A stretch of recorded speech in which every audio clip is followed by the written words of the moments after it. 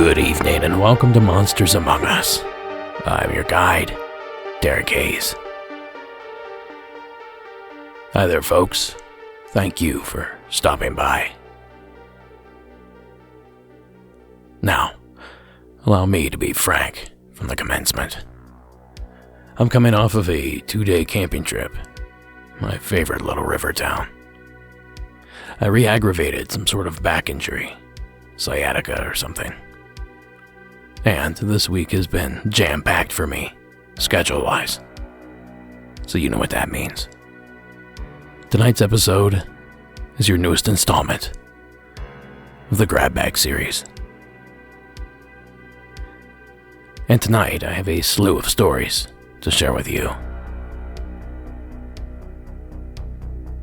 So lock up, dim the lights, and hold on to your butts. Here to kick this thing off is Wes from the state of Michigan.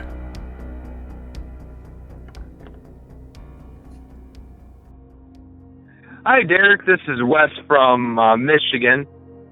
Hey, just calling to tell you an experience me and my girlfriend had last night. It was about around 11:30 last night. We live in just north of Kalamazoo, Michigan. And we went outside to have a cigarette out on our back porch. When we walked out, we were sitting there just chatting, and all of a sudden we started hearing these really high-pitched screams. And just to let you know, like, we live in a little trailer park, and across the road from us is this big open field. I'd say it's probably about at least 2 acres of open field, and then woods in the back. That's where I imagined that these sounds were coming from, because it's coming from that direction. Whatever it was, like I said, it was really high-pitched screams. The scream maybe lasted 2 to 3 seconds each scream, which doesn't seem like a lot of time, but when you're listening to it, it seems like it's minutes. And we really didn't know what it was. We started going through our head all the animals we have here in southwest Michigan, and really the biggest thing we have down here that can be that loud would either be a coyote or possibly a fox, because I know foxes can project their voices. But when we were sitting there listening to it, it went on for about 5 minutes, and what it sounded like the scream started moving away from us, and then as quick as it left, it sounded like it came right back to the same position it was. And like I said, this went on for 5-10 minutes of this just constant screaming. So I actually listened to one of your episodes earlier that day talking about someone else heard screams, and then you shared some fox calls and stuff.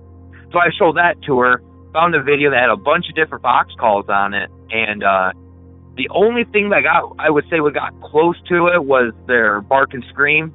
I don't know if that is what made the noise, because even listening to the video of the scream didn't sound the same either. Like, the scream we heard was a little bit more high pitched, and it seemed like it lasted a couple more seconds longer than what the fox was able to do.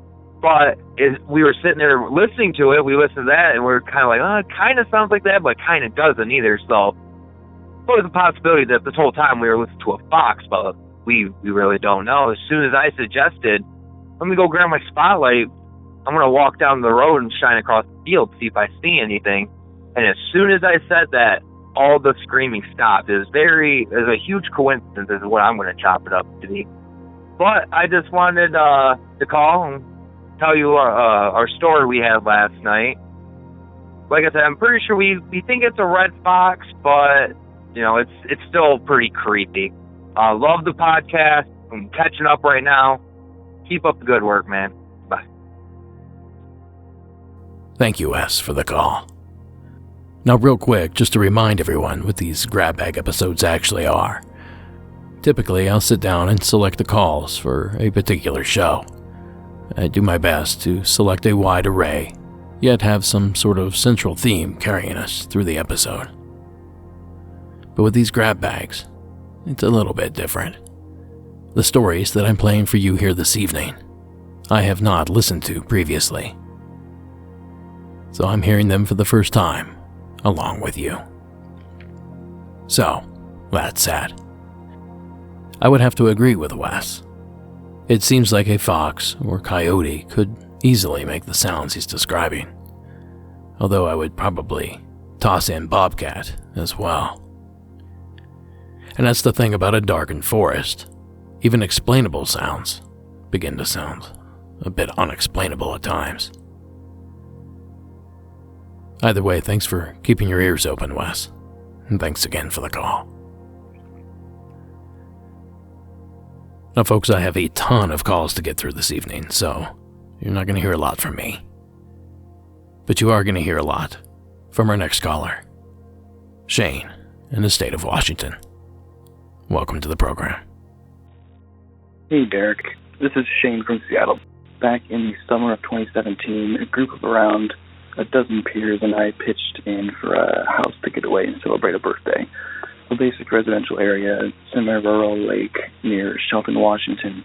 The house had a separate garage with a few beds where myself and a few others were sleeping that night. The house stood above the lake and a deck, as well as a little pier down in the water where we could hang out. After a long day of cooking, drinking, and playing some games, it was time to crash around 2 in the morning. With more people in bed, some were on couches and the floor in the living room. Folks had been drinking fairly heavily and were kind of out cold. Around 3:30 in the morning, I woke up with a need to use the bathroom, and I was one of the ones sleeping in the garage, sort of separate from the house. Put on my pants to go to the bathroom in the house, and I noticed diffuse shadows sort of moving in the street outside. I didn't think anything of it, just someone walking their dog probably. But I made the walk across the driveway with the key to the house and noticed the door was unlocked. So I go in. My friend is on the couch, sort of awake, looking at his phone. And he looks at me and says, "Weren't you just in here?" I say, "No." When they asked if anyone else from where I was sleeping was up and about, I said no again because everyone else was sleeping and I saw. But he shook it off, looked confused. I was also confused. I went to the bathroom and went back out to bed, locking the door behind me. The next morning, everyone was awake in the main bit of the house, cooking breakfast, hanging out in the sun. 2 of my other friends asked if there was any open windows in the house overnight, as one of them said a draft had opened their door from a cracked position.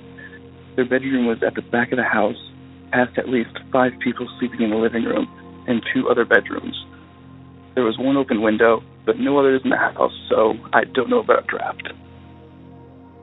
The guy I had spoken to during my bathroom trip in the middle of the night, piped in to ask if they know what time this happened. They said right around 3:30, which is the same time that we had our interaction, and I saw the shadow moving on the street. As we were all kind of talking about this, we all were looking at each other like something weird is going on.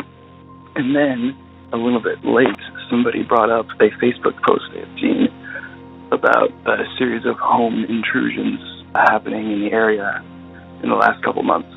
But it turns out this guy was a pervert, I think, and was breaking into houses to watch women sleep.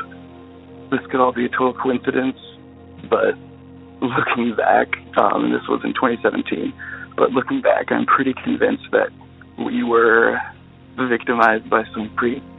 Nothing was stolen, no one was hurt, and who knows? Like I said, could all be a coincidence, but it really all just gave us the chills, and it's an experience that I actually just recently sort of remembered. So hopefully that creeps you out enough to tell everyone else about it. I hope you're having a good night, good day, week, and a good spring despite everything that's going on. Thank you. Thank you, Shane.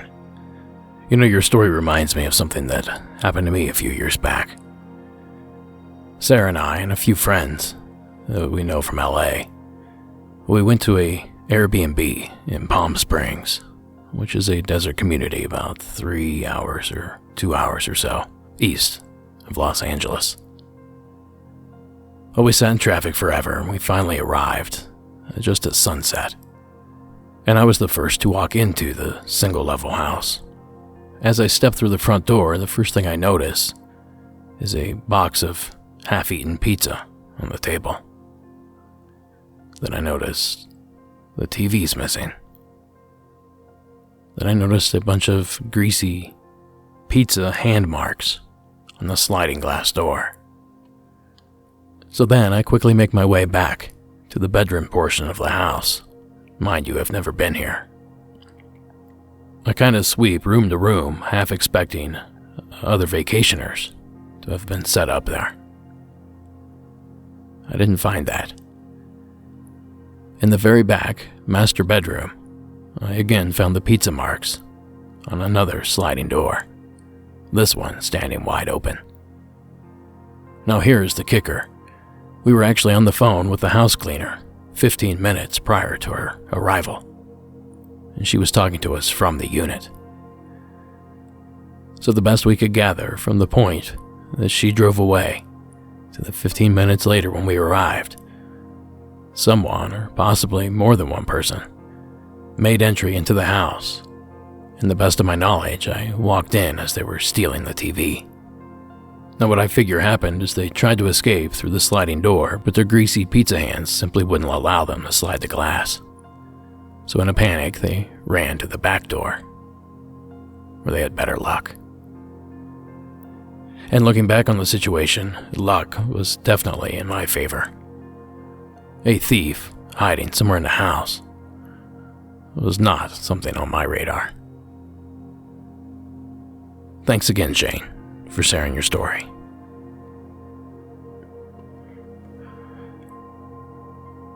Now our next call takes us to the state of Louisiana.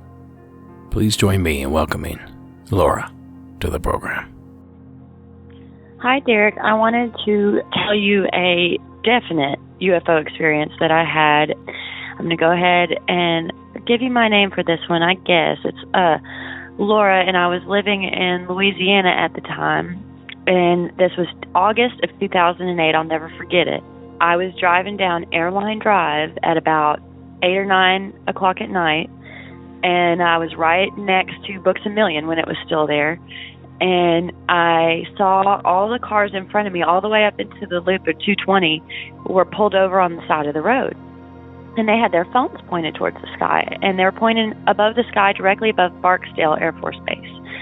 And so I pulled over as well, and I got my phone out, and you know, it's the funniest thing. I don't know why paranormal stuff just deletes off the phone, but I had the video, and then I lost it on my phone. I don't know how it disappeared. But anyway, I made a video, and it was like, it looked like organic. It looked just like little firefly or bugs, but they were too big. They were up in the sky. There's no aircraft. I've seen every kind of aircraft living next to Barksdale that there possibly could be.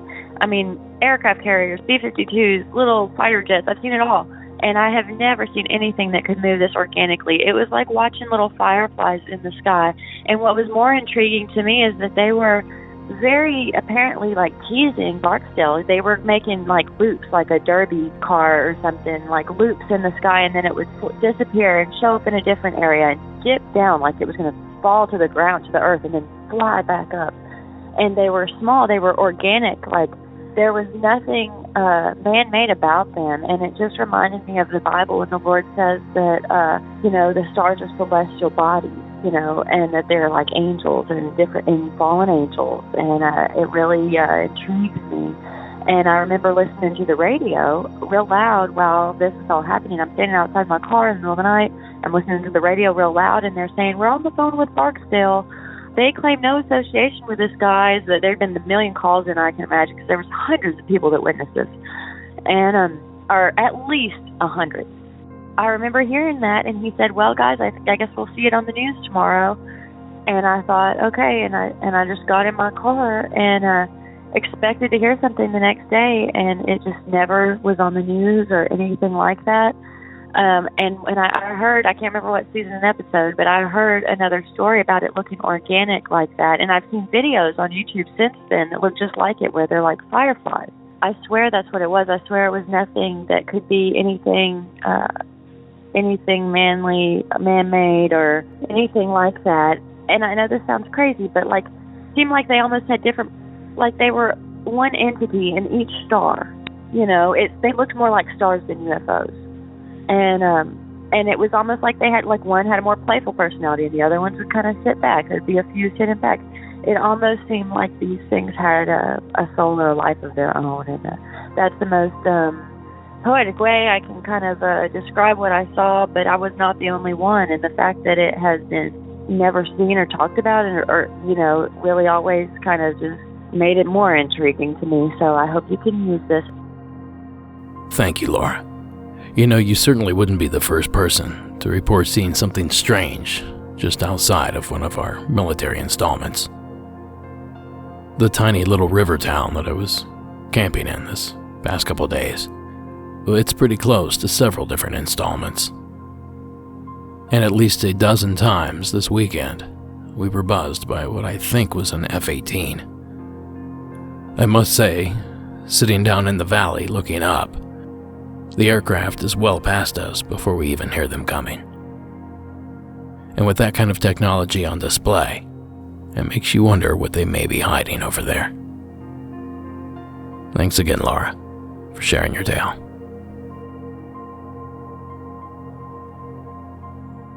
Now next up, we make our way to Pennsylvania, where Sean has a story for us. Hey Derek, my name is Sean. I'm calling from Erie, Pennsylvania, and the story I have takes place in the Jamestown, New York area. I've always been kind of a skeptic, but want to believe in a lot of the stories I hear. This story, though, takes place between June 10th and 20th of 2006. At the time, I was in college, and I was driving home from my girlfriend's house. And it was about 2 in the morning. And on the ride home from her house, I had to drive past the cemetery in town. And it's a big cemetery, probably about, I'd guess, 200 acres. And I was stopped at a stop sign kind of as I was approaching the gates of the cemetery. And the gates were at about my 2 o'clock position.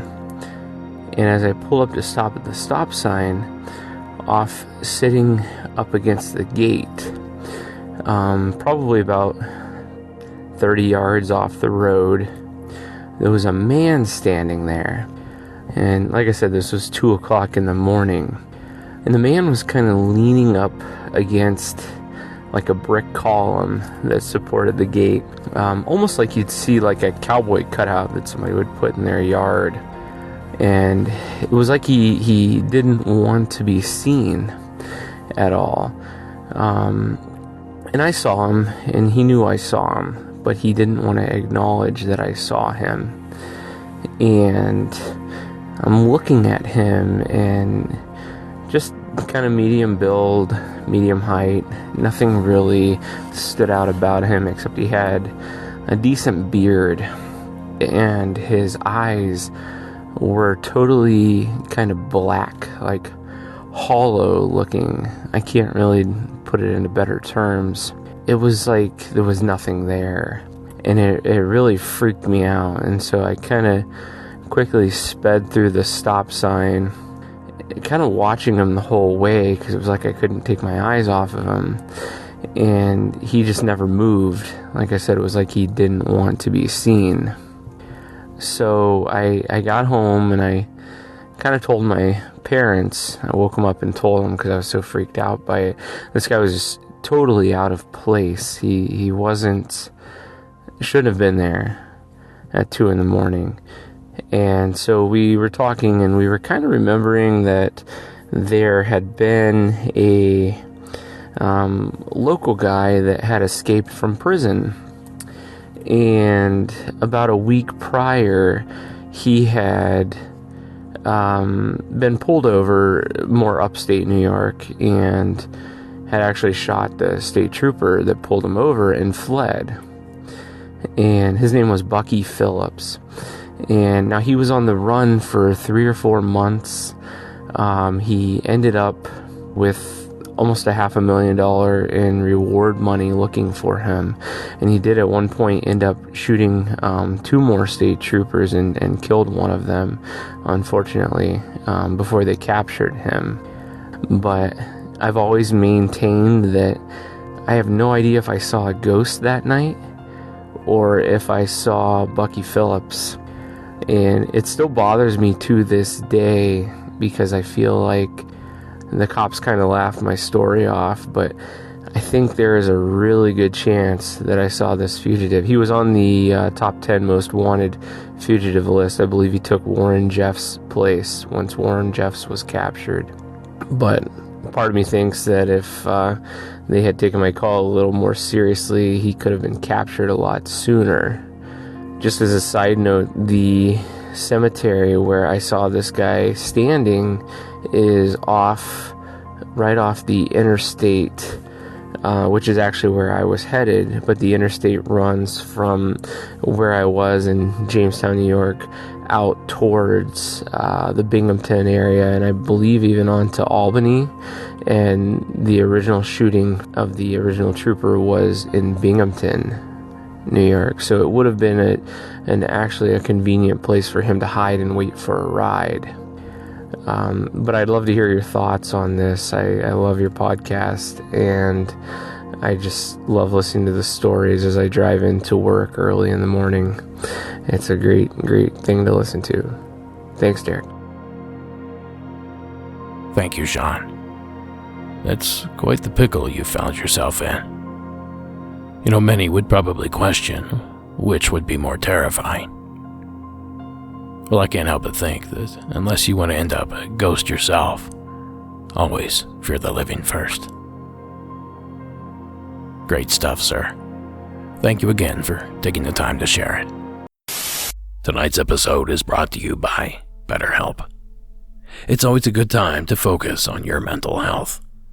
I've personally struggled with depression, trauma, and grief, and I can tell you from experience, deciding to prioritize my mental health has made a massive difference in my life and my work. BetterHelp will assess your needs and match you with a licensed professional therapist who is just right for you. You can connect in a safe and private online environment from the comfort of your home and send messages to your counselor anytime. You will receive timely and thoughtful responses and have the option to schedule weekly video or phone sessions. Now guys, BetterHelp is not a crisis line, and it's not a self-help line either. It is, however, a group of dedicated counselors who specialize in depression, stress, anxiety, relationships, trauma, LGBTQ matters, and grief, and a lot more. Now, BetterHelp is more affordable than traditional offline counseling, and financial aid is available. Now, the service is available for clients worldwide, so no need to limit yourself to counselors located near you. So take charge of your life and your mental health by visiting betterhelp.com/monstersamongus. As an MAU listener, you get 10% off your first month by visiting betterhelp.com/monstersamongus. That is betterhelp.com/monstersamongus. Now, as always, supporting our sponsors supports the show. So thank you for listening. And back to the spooky stuff. Now we venture west for this next entry. Please welcome Max from Colorado to the program. Hi, my name is Max. I'm 13, and I live in Broomfield, Colorado. However, I'm calling about a poltergeist that happened to my dad's cousin in North Branch, Michigan. So this is just basically a collection of a bunch of things that happened while they were, like, a span of just a few months while they were in this house. So the first thing that, happened before they realized, that something was wrong and they knew that it was a poltergeist was they just hear like coins dropping, like as if someone was just taking coins and just dropping them like down the drain. And then they called like priests, ministers, and rabbis, and then like every single one of them said that, yeah, that's a sign of a poltergeist. I'm not sure if that's true or not, but I'll just assume it is. So I'll call him Josh and his wife Sally. So when another thing that happened was Sally, when she was just getting up in the middle of the night to go use the bathroom, she was walking down this hall, and then she sees a man in his 40s or 50s just sitting at the table, just like cross-legged, almost like he was watching her. But I think that something must have happened to whoever this is, that he hated men because he never did anything to women that was like aggressive, if you will. But to men, he kind of was a little bit more aggressive and did things that maybe were a little bit more scary. Whenever they'd walk by like family pictures, they'd just see the eyes were moving, but none of them had like mental health issues that could like make them see things. So I think that one was definitely real. And then another thing is Josh's dad. So one day he was just washing like dishes, and then he just left the room for whatever reason, maybe to go use the bathroom. And then all the cupboards were open and all the dishes were like out on the floor. He said that scared him a lot, and that he thought it was Josh. But Josh said that he was never there and he didn't do it. And then one day when his brother came to come visit him, he went to open the door, and this gust of wind just flew out. He's a pretty big dude, and it couldn't have been a like pressure change, because it like almost knocked him off the porch. And he's like a pretty big dude, so that couldn't have knocked him off, just like pressure change or anything like that. And then the last experience that they had over there was something that was a little bit more physical that scared him probably the most out of anything that happened. So he was just sleeping in bed, and it was a pretty normal night. But then all of a sudden, he just sees like this man crawling up from the bed and just come and punch him right in the head. He woke up and tried to come and hit him back, but it like rolled up into an orb about the size of a softball or a grapefruit and went into the closet.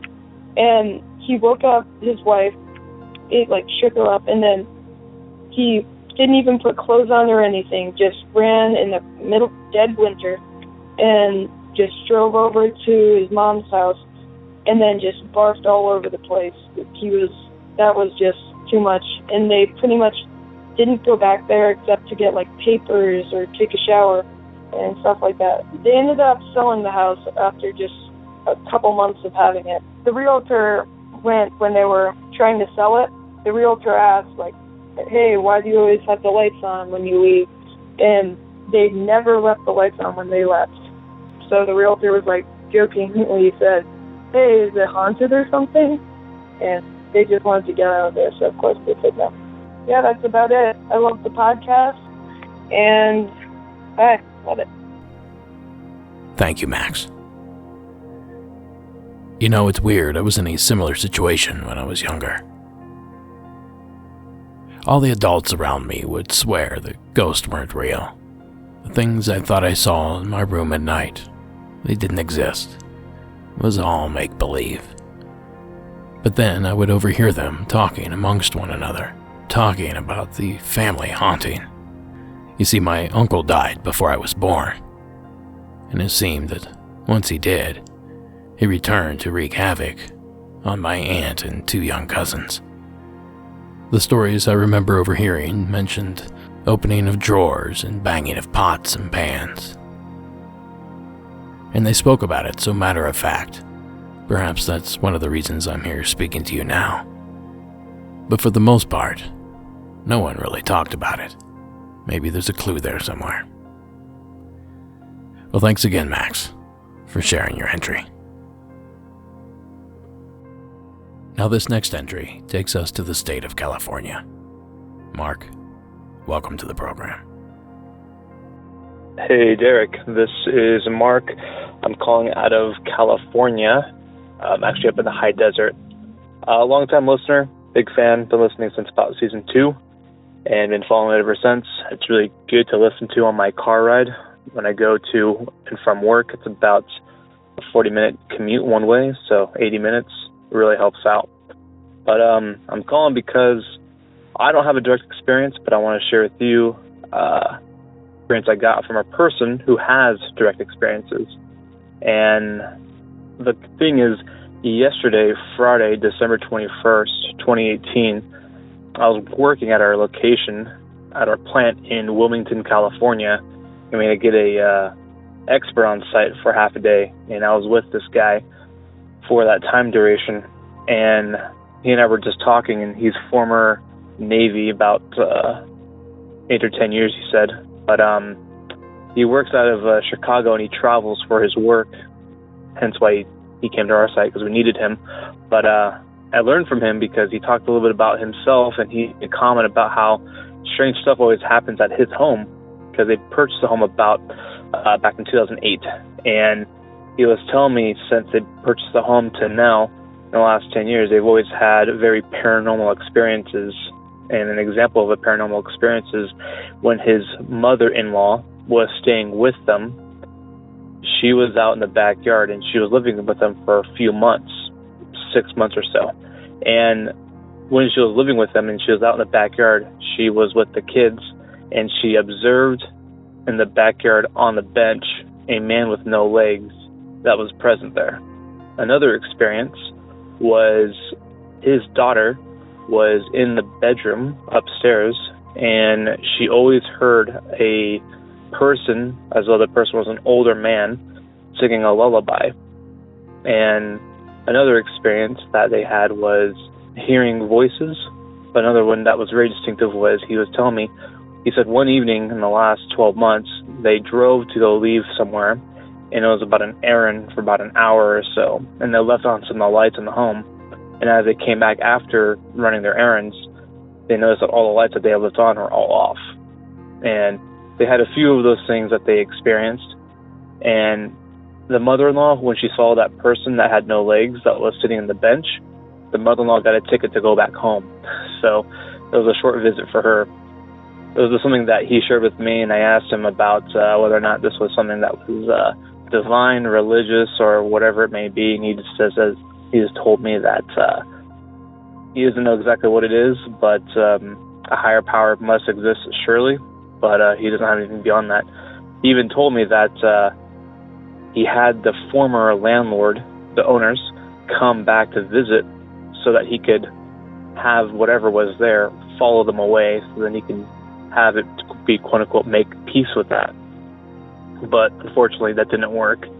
And his wife said, we should not acknowledge that we can hear what they're saying, because once we acknowledge that we hear with what these entities or spirits are saying, then they want to communicate through us to other people.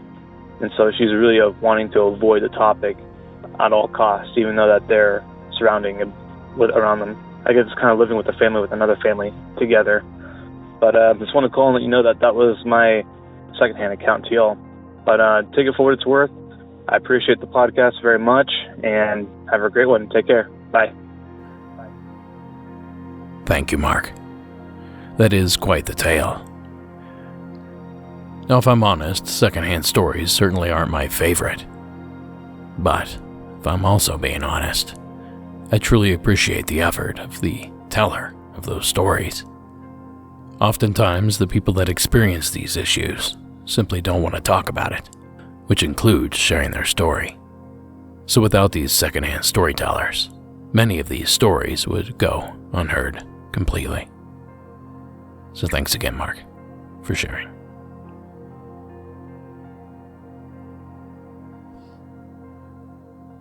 Now this next one takes us to the state of New Jersey, where Nikki has something waiting for us. Hi, Derek. This is Nikki from New Jersey. I just wanted to call and tell you about something weird that happened to me when I was in college that has to do with a Ouija board. So this was my first semester at college. I went to college down in St. Augustine, Florida. This was in 2010. The college I went to was known to be haunted. It used to be an old hotel, and then they converted it into a college, and where the girls' rooms were, those used to be the old hotel rooms. So there were just a lot of stories that would go on. And during our first meeting with the president, they had told us that Ouija boards were forbidden. They weren't allowed in the rooms. So my roommate took it upon herself to bring a Ouija board in. So she brought it in, and I'm a big skeptic. I don't think they're real or what happens with them are real. And we brought our suite mate over and a few other friends, and we're playing with this Ouija board. And of course, the one girl, she always had to be the one to have her fingers on it. And it's kind of like, well, why? Is something going to happen if you take your finger off? Oh, it's probably not going to move or whatever, you know. So they start asking it questions, and it's moving along. And all of a sudden, they said, "Are you here with us now?" or something like that. And our lights started flickering, and, you know, we're girls, so we all screamed and kind of like freaked out, whatever. And then she said, "Can you show us another sign?" And we have these two closet doors, and they're very heavy doors. It can't just close on its own. You have to physically turn the handle and close the door. And sure enough, my closet door slammed shut, and I had a collage of pictures on it, and one photo fell off. And the photo that fell off was a picture of me and this one girl. And the one girl, it was very freaky. It just so happened to be a girl that had told me that she can speak to ghosts. She's kind of like a medium. So I thought that was very, very weird. Out of all of the photos that could have fell, it was a photo of me with that one girl. I thought it was just very, very weird. I didn't really understand it, but of course I freaked out, and I never, ever touched that Ouija board or went near a Ouija board again. So I don't know if you'd be able to explain that, or it was probably just a weird fluke. That's what I'm going to sum it up to, but I just wanted to tell you that story. All right, thanks. Bye. Thanks, Nikki. I gotta say, it's pretty ballsy to ban something sold in the toy aisle. It's a very interesting detail that Nikki included there, that the university forbids the use of Ouija boards. I can only assume that this is perhaps some sort of religious college, so the rules are a little more strict there. As for the events that took place, as odd as they may seem, perhaps there is some sort of logical explanation. At this point, I certainly don't have that answer, but maybe someone out there listening does. If you have a story you think would be perfect for the show, submit your true paranormal encounter by calling the hotline at 1-888-608-NIGHT. That's 1-888-608-6444. And that brings us to our final call of the evening. And this one was sent in from the state of Maryland. Kenny, welcome to the program. Yes, my name's Kenny. I'm calling because I've seen a couple of strange things around my neighborhood. I was born and raised in southern Maryland, specifically out of the Calvert County area. Lusby specifically. So when I'm not exactly sure of the year. I was still in high school at the time. I'm no longer in high school, graduated in 2011. I lived in an area called Drum Point. It's a very woodsy area, very rural area, not too much congestion. The road I lived on was specifically called Rousby Hall. It's about a 2-mile long road that's pretty straight, surrounded by woods and houses on either side of the road. My dad lived towards the end of Rousby Hall Road when I lived a little bit farther up, probably about a 10-minute walk from there. I was leaving my dad's house one night. It was probably about 10:30 at night or so. My dad's house shared 2 driveways. It had a driveway that was pretty much like state-issued signed road and everything like that. And then they had a private road entrance for one of their work trucks to come down through. Well, I decided that day that I was going to take the work truck road. It is an extremely dark road, got woods on either side. and it leads up to the main road called Rousby Hall. As I was walking up to Rousby Hall Road from my dad's house, I kept getting this smell of, it was a smell that I can't even describe. My family have been commercial watermen since I was young, and I know the smell of rotting fish and rotting flesh for the most part. This was just, it was like a mixture of the most dead smell I have ever smelled and swamp. And given off of Rousby Hall Road, probably about a good half a mile up the road, there is a swamp, but it never really smelled too awfully bad. But this stench was horrendous. I could smell it halfway down my dad's street as I was walking up towards the main road.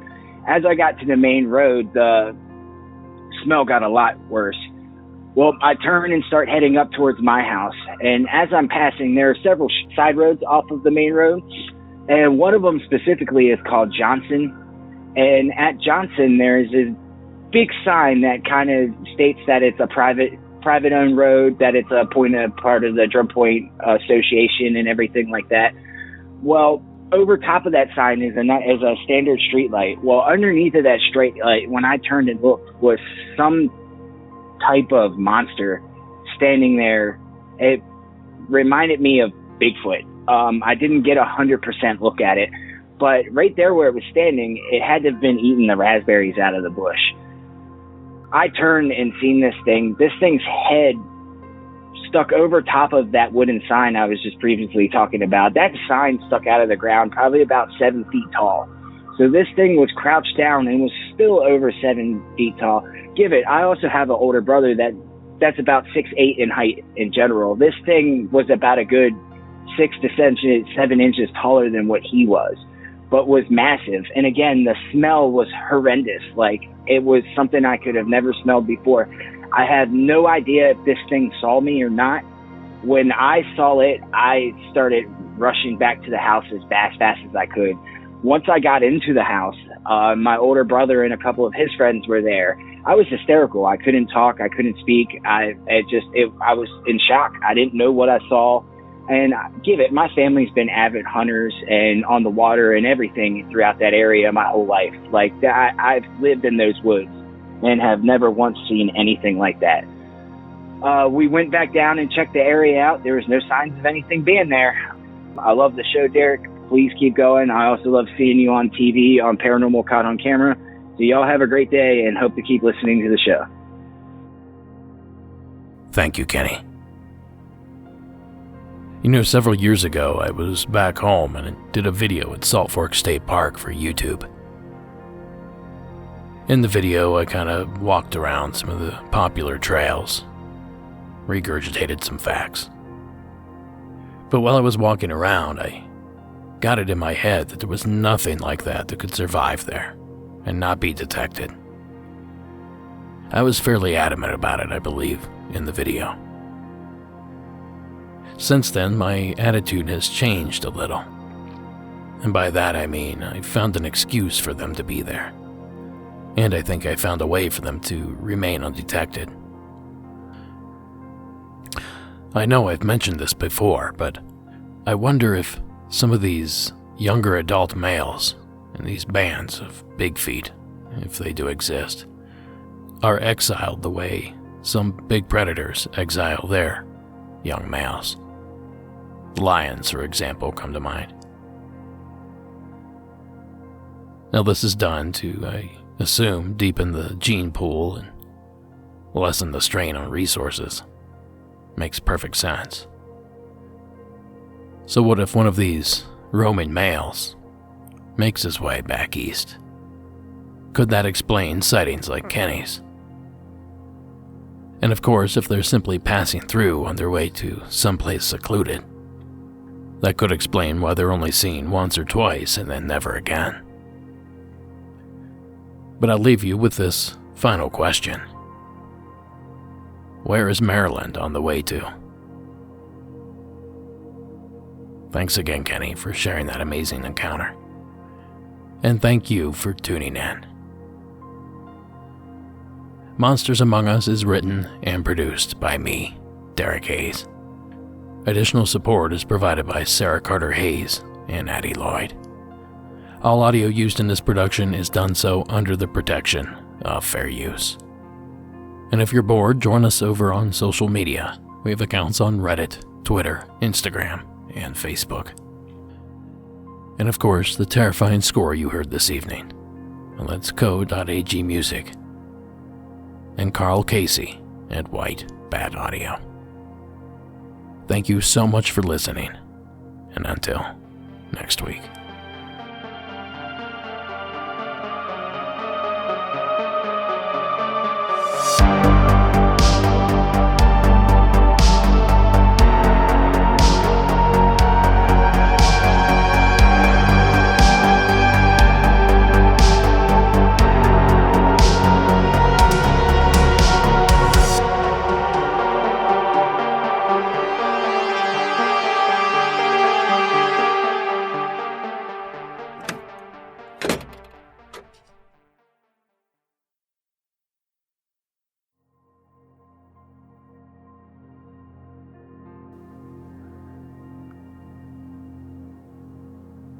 Well, just last week, I sat down with a good friend of mine, Shannon LeGros, host of Into the Fray Radio.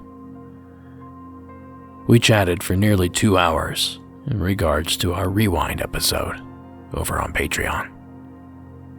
Now, essentially, the Rewind episodes, I bring a guest on and we discuss calls from past episodes. It's a ton of fun. Highly, highly recommend you checking out our Patreon platform to get a listen.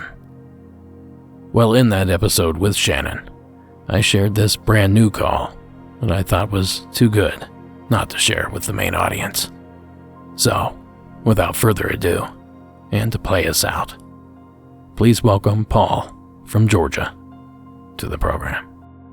Hi, Derek. My name is Paul, and this story takes place in Georgia right around 1994, back when I was 9 and my sister was about 12. Back behind our house, there was a little forest down in the valley of our cul-de-sac where they weren't able to actually develop anything for the neighborhood. And we would always spend our afternoons there, just kind of wandering around the woods, playing in the creek and such like that. And we came across something that was rather curious deeper in the woods. Now, when I say woods, this was less of a little copse of trees that people would play around in and more of a forest. Kind of expanded across about, I want to say, a half-mile square between the neighborhood on either side of us and the neighborhoods across from us. It was in a pretty steep, sloped valley with a lot of water features, so it wasn't able to be actually developed throughout our neighborhood. So it's still there to this day. But we came across something that was more than a little strange. But when we first came across it, we had just started really kind of getting into the idea of the occult. My sister was in middle school, just getting into middle school, and was doing a project on the Salem witch trials. And so she had picked up some books on witchcraft and Wicca and stuff like that to kind of bolster her knowledge. And so we both sat there and read them, being rather scholastic kids at the time. And so we already learned a little bit about the occult, but this was a little bit more off the beaten path, both literally and figuratively. We came across a pair of trees that had kind of grown into a V shape almost, or almost an X shape, where there was a V-shaped almost area between them that when you look through it, the little forest in our backyard wasn't the same as when you looked around it. Now, being rather analytical and being more of a stickler for trying to make things make sense, our father was a stickler for logic, so that kind of bred into me. I made sure that I checked it out. I walked around it, made sure that I looked through it from both sides. I didn't go towards it because we had, again, already learned a little bit about what things you should and should not mess with. And when you look through this V-shaped section of the woods were not the same on the other side. It definitely wasn't a trick of the eye. It wasn't any kind of, mirage. It legitimately was not the same woods when you looked through these, like, arched trees. When we realized that this was something that was a little off, we left it alone, did a little bit of digging and a little bit of reading, and we figured that it may have been some kind of like fey mirror or fairies. As I suppose a grown man talking about fairies seems silly, we all know that there are plenty of legends and stories about them, and they don't just come from nowhere.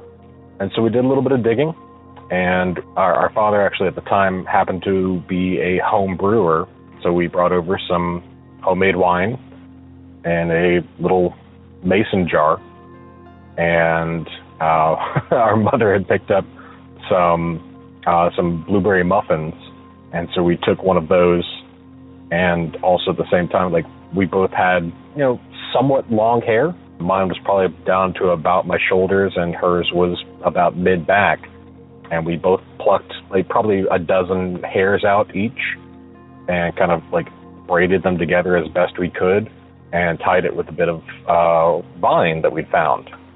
So we left those three things there out on a stump nearby this portal that we'd found. And we just left it there. We were like, all right, we're just going to leave this be. We'll come back in a few days and just see what happened.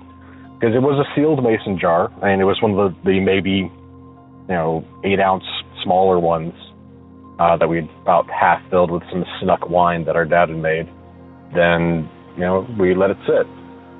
A few days later, we came back, and the mason jar was emptied, which could have been one of the neighborhood kids just seeing something sitting out. The muffin was eaten, which could have been anything out there, but the hair was still sitting there, right in the same place where it was. But instead of my auburn hair or my sister's dark brown hair, all of it was this silvery white color. I think my sister still has that lock of hair. This wasn't the only instance of fae interaction that we'd had as well. Also, when we both moved into our first apartment together, we were on the 3rd floor and could see out over the woods behind our apartment complex. And no matter what time of year it was, there always seemed to be, either night or day, there seemed to be kind of a heat haze sort of mirage thing going on over the entire forest. Just like if you gazed out over the top, you could see a shimmer almost. And wintertime, summertime, didn't matter. It was still there. And so one day we decided to take a few of our friends and just go for a night walk in the middle of the woods. And there was a dog walking path where you could go through, and it had street lamps basically set up so that it was a lighted path. You didn't have to feel worried or unsafe or anything like that when you were walking your dog out there. And we were just walking around, and we could all feel like the night air around us, and it felt a little bit close, but not uncomfortable. And as we stopped, we were just like, oh, I guess there's not really much here. And we're just kind of standing there on the dog path talking about it, and just kind of, like jigging back and forth, like, well, I guess it was nothing. We just tricked the eyes, or, I was like, wait, we were just seeing something. And then my sister taps me on the shoulders. I'm talking to one of her friends, and I can see that she's rather shaken. And I'm like, what? Well, what's up? And she kind of points over my shoulder, and I turn and look, and I see a bunch of moths in the beam of the street lamp that's out there on the dog walk, until they're not moths. When the moths were moving through the light, they were moths. And as they moved out of the light, they definitively weren't. You got a clear image, like as soon as you moved out of the light back into the forest proper. You saw arms, you saw legs, there were wings, and there was a head. They were still about the same size, but the shape changed completely as soon as it got outside of the light. But no, I've experienced several things in my life that kind of defy explanation, and definitely are not always normal. I've always tried to take a look at them with an analytical eye and take it with a grain of salt, but sometimes you just have to look at things as they are, and those are the two of the instances where I don't have an explanation for what exactly happened, or I don't have a scientific explanation for what actually happened or what we saw. But in any case, been an avid listener for about a year. Absolutely love the show and your platform, and I can't wait to hear more. Thanks for the show, Derek.